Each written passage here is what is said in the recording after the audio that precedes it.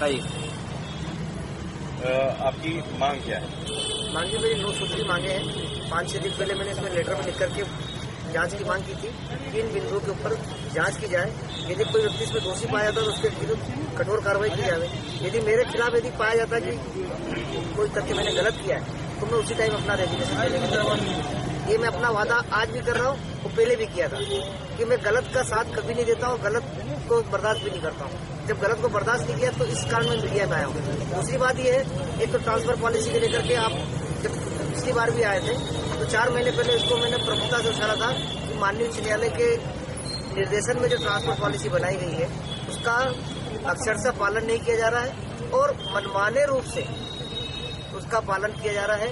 तो जो व्यक्ति हैं उनके पहचान के हैं उनको पास में लिया जाता है और जिसका कोई पहचान वाला नहीं है, जिसका माई बाप नहीं, जिसका कोई जेक एरिया नहीं, उसको दूर यहाँ से ट्रांसफर करके 800-900 किलोमीटर की दूर भेज दिया जाता है। इसमें जो है लास्ट टाइम जस्टिस डॉक्टर साहब ने कहा था कि बोले हमारी एक पूरी कमेटी है एक्शन लेने के लिए। अगर बोलते किसी को प्रोफेशनली या पर्सनली भी कोई प्रॉब्लम है तो इस कमेटी पे अप्रोच कर सकता है। क्या उस कमेटी पे गए हैं? लाहौटी साहब ने उस टाइम कहा था और मेरा इंटरव्यू का टाइम समाप्त हो चुका था। लाहौटी साहब ने कहा था कि एक ग्रीवेंस कमेटी बनी हुई है। ग्रीवेंस कमेटी कहीं जज के लिए नहीं बनी हुई है, वो पक्षकारों के लिए बनी हुई है, अधिवक्ताओं के लिए बनी हुई है। हमारे जजेस के लिए कोई समस्या नहीं। यदि हमने अगर एक आवेदन लिख दिया तो तलवार लेकर खड़े हो जाते कि इसको कैसे निपटाना है, ये स्थिति है। हमारे लिए कोई कमेटी नहीं बनी है। यदि हम लिखते हैं तो उस पर कोई कार्रवाई नहीं होती।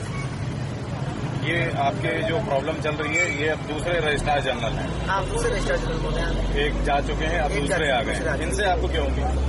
मुझे उम्मीद थी कि नियमानुसार कार्य होगा। मैंने इनसे निवेदन भी किया था कि सर मेरा ट्रांसफर किया गया है, गलत है, पॉलिसी के अगेंस्ट में है। तो मैं ये चाहता हूँ, आपसे विनम्र अनुरोध करता हूँ कि मेरा ट्रांसफर यहाँ स्थगित कर दिया जाए।